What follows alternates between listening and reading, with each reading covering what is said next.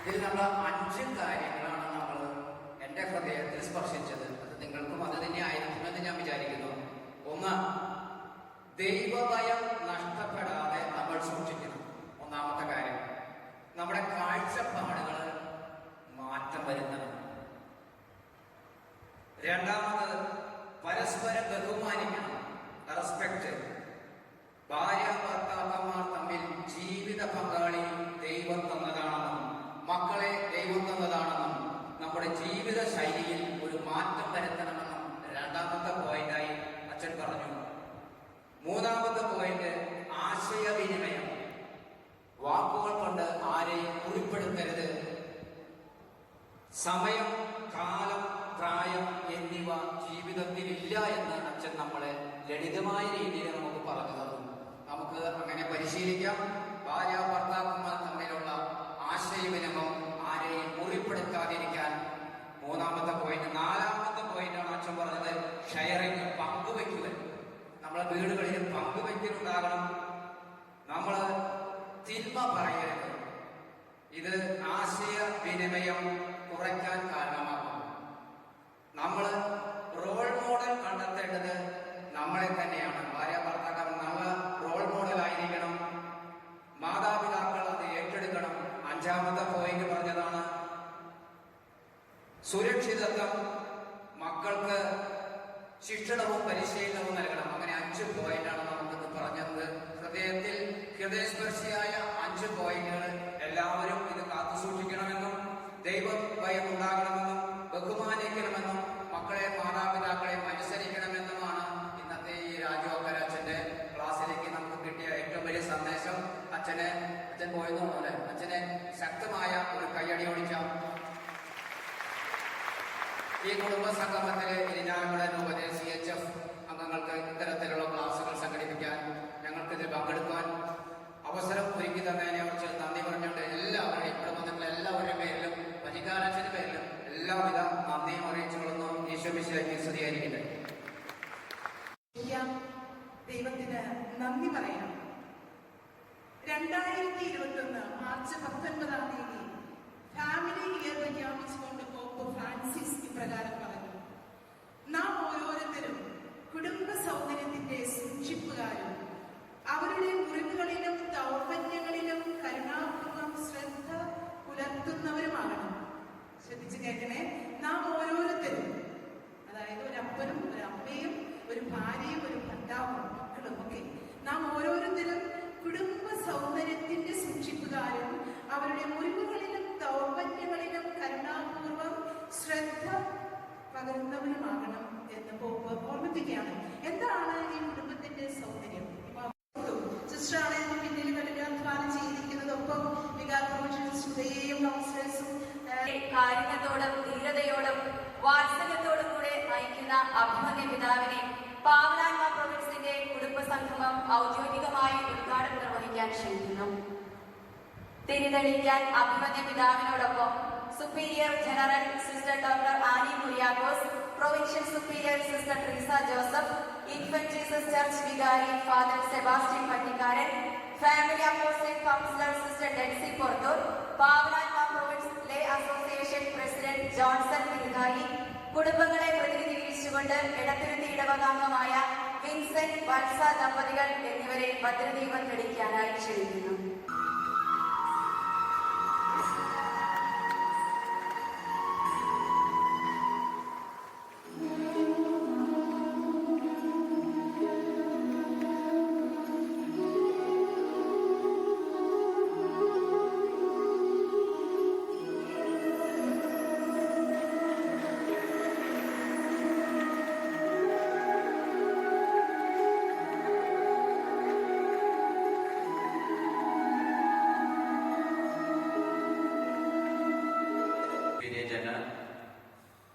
Mother sister Annie Kuriakose, നമ്മുടെ പാവനാത്മ പ്രൊവിൻസിന്റെ provincial superior ബഹുമാനിയായിട്ടുള്ള മദർ ട്രീസ ജോസഫ്, നമുക്കേറെ പ്രിയപ്പെട്ട നമ്മുടെ ഉണ്ണിമിശിക ഇടവക ദേവാലയത്തിൻ്റെ വികാരിയച്ഛൻ, ഏറ്റവും ആദരണീയനായിട്ടുള്ള ഡോക്ടർ സെബാസ്റ്റ്യൻ പനിക്കാരനച്ഛൻ, വേദിയിൽ ഇന്നത്തെ ഈ ചടങ്ങിൽ ആശംസ അർപ്പിക്കുന്ന ഏറെ ബഹുമാനായിട്ടുള്ള സി ജോൺസൺ തീതായി, പ്രിയമുള്ള സിസ്റ്റർ ഡെൽസി തുടങ്ങി മറ്റ് കൗൺസിലേഴ്സ്, പകർത്തിയെഴുതി കുറെ പേര് ബൈബിൾ പകർത്തിയെഴുതിയവര് സുവിശേഷം അല്ല ഈ ബൈബിൾ മുഴുവനും ഒരു പ്രാവശ്യമെങ്കിലും പകർത്തിയെഴുതിയവരൊന്ന് കൈവക്കി. കുറച്ച് പേരുണ്ട്. ഓക്കെ, സുവിശേഷങ്ങൾ പകർത്തിയെഴുതിയവരൊന്ന് കൈവക്കി. കുറെ പേരുണ്ട്. ഈ പകർത്തിയെഴുതുമ്പോൾ ശ്രദ്ധിച്ച് നമുക്ക് ബൈബിള് വായിക്കാൻ പറ്റും. സാധിക്കുന്നവരൊന്ന് പകർത്തിയെഴുതാം. ഇത്തവണ സമ്മാനം കിട്ടിയ, അതായത് പകർത്തി എഴുതിയതിൽ ഓർക്കേണ്ടതായിട്ട് സമ്മാനം കിട്ടിയ നടവരപ്പോൾ തോന്നുന്നു ഒരു ലേഡിയാണ്. പുള്ളിക്കാരത്തി പ്രഗ്നന്റ് ആയിരിക്കുമ്പോൾ നല്ല സുഖപ്രസവം കിട്ടുന്നതിന് പ്രാർത്ഥിച്ചുകൊണ്ട് 9 മാസം ഒത്തിരുന്ന് ബൈബിൾ എഴുതി. ഭംഗിയായിട്ട് ബൈബിൾ എഴുതിയെന്നാൽ മാത്രമല്ല ഒരു കൂടെ പ്രയാസമില്ലാതെ സുഖപ്രസവം ലഭിക്കുകയും ചെയ്യും. ആ നിയോഗം വെച്ച് പ്രാർത്ഥിച്ചിട്ട് ബൈബിൾ, അങ്ങനെയൊക്കെ ചെയ്യുന്നവരെ, നല്ല നിയോഗം വെച്ച് ബൈബിൾ എഴുതുന്നവരുണ്ട്. നമുക്കത് അതേപോലെ ബൈബിൾ ഒന്നും എഴുതാനായിട്ട് നമുക്ക് ശ്രദ്ധ കേന്ദ്രീകരിക്കാൻ കുറച്ചും കൂടെ നല്ലതാണ്. ഇതാണ് ഒന്നാമത്തെ കാര്യം. രണ്ടാമത്തെ കാര്യം, ജീവസംസ്കാരത്തിന്റെ ഉടമകളാകണം. എന്ന് ചോദിച്ചോട്ടെ, ഇവിടെ എത്ര കുടുംബങ്ങളില് 4 മക്കളും അതിൽ കൂടുതലുള്ള മാതാപിതാക്കളോടെ ഉണ്ടെന്ന് കൈപോക്കി? കുറച്ച് പേരൊക്കെ ഉണ്ട്. എവിടെ കൈപോക്കുണ്ട് അല്ലേ? എവിടെയൊക്കെ ഉണ്ട്. ഒന്ന് കൈയടിച്ചിപ്പോൾ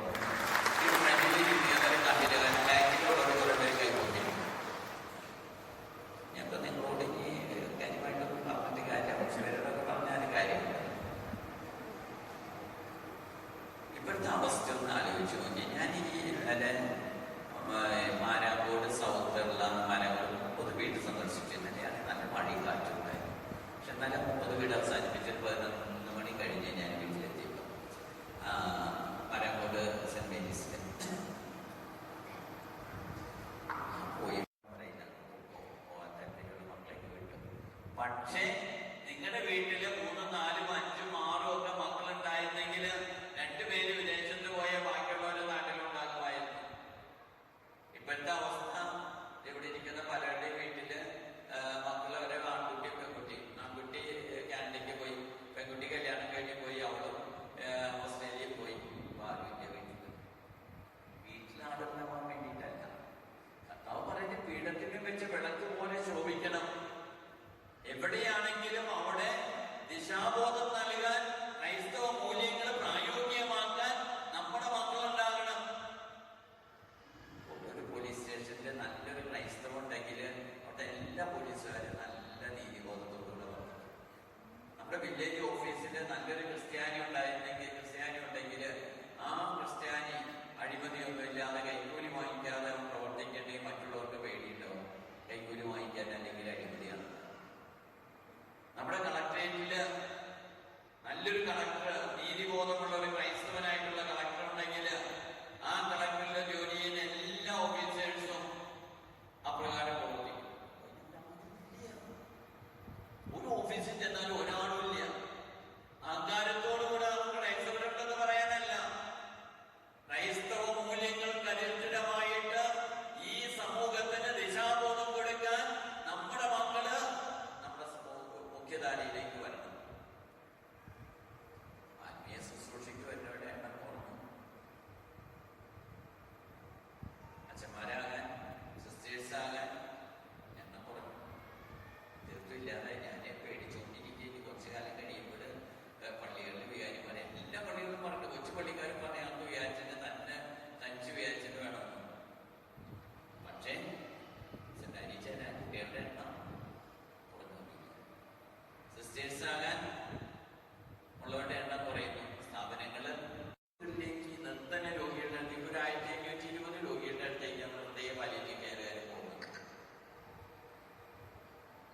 ഹൃദയ പാലിയേറ്റീവ് കെയർ മുന്നോട്ട് പോകുന്ന ഔദാര്യമതികളായിട്ടുള്ള വ്യക്തികൾ തരുന്ന നല്ല സപ്പോർട്ടുമുണ്ട്.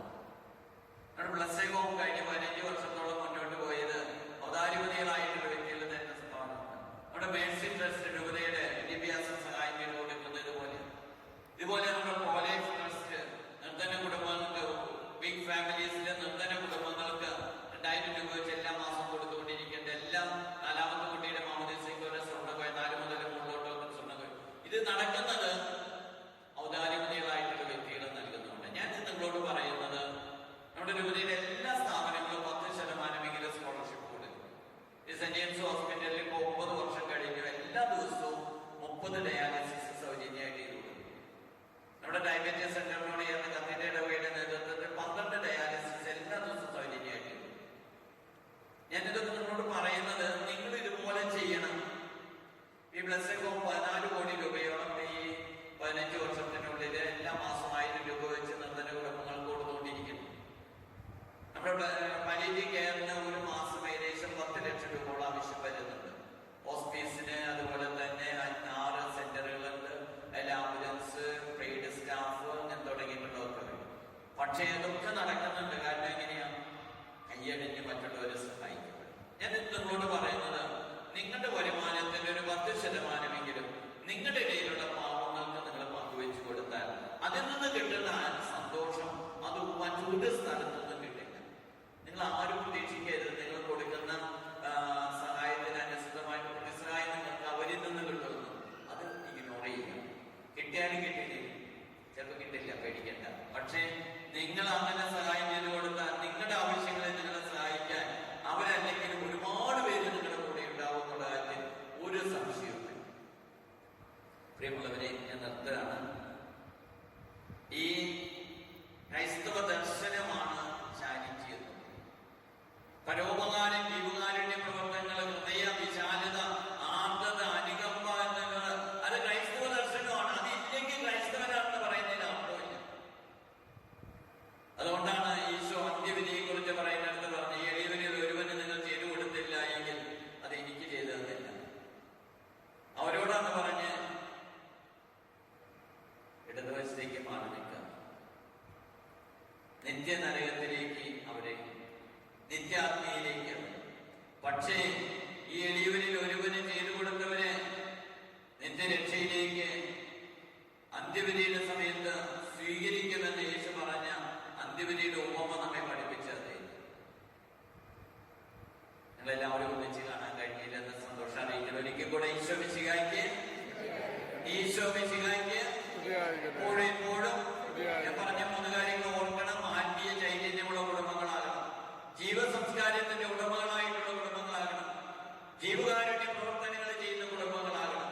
അങ്ങനെ നല്ല സാക്ഷ്യം നൽകുന്ന കുടുംബങ്ങളായിട്ട് വർദ്ധിക്കാൻ ഈ ഒന്നുകൂടൽ സഹായിക്കട്ടെ എന്ന് നേരുന്നു. വിശുദ്ധ മറിയം ത്രേസ്യയുടെ ഒരു ഉദ്ധരണി കൂടെ പറഞ്ഞുകൊണ്ട് എന്താണ്, ആരോരുമില്ലാത്തവർക്ക് ഉപകാരം ചെയ്താൽ അതിൽ നിന്ന് കിട്ടുന്ന പ്രതിഫലം അവർണ്ണനീയമായിരിക്കും. ഇത് മനസ്സിലുണ്ടാകട്ടെ. ഒരിക്കൽ കൂടെ എല്ലാവർക്കും നന്ദി പറഞ്ഞുകൊണ്ട് ഈശോ മിശിഹായ്ക്ക് എപ്പോഴും. ഞാൻ ഈ മീറ്റിംഗ് കഴിയുന്നവരെ നിന്നില്ലെങ്കിൽ എന്നോട് വിഷമം വിചാരിക്കരുത്. ഞാൻ സഹൃദയ കോളേജിൽ ഒരു മീറ്റിംഗിന്റെ ഇടയ്ക്ക് ഇറങ്ങി വന്നത്.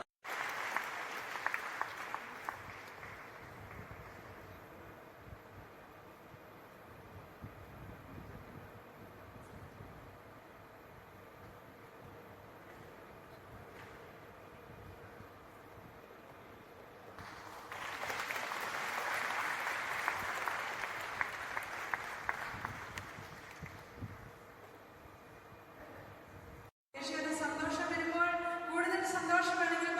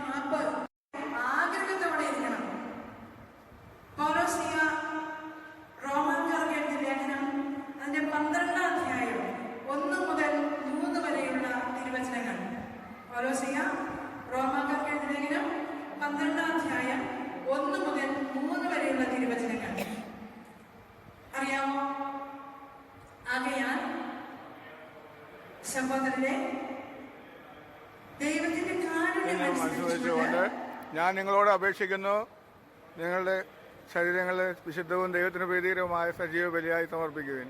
ഇതായിരിക്കണം നിങ്ങളുടെ യഥാർത്ഥമായ ആരാധന. അടുത്തതോ, നിങ്ങളുടെ മനസ്സിന്റെ നവീകരണം വഴി രൂപാന്തരപ്പെടുവിൻ.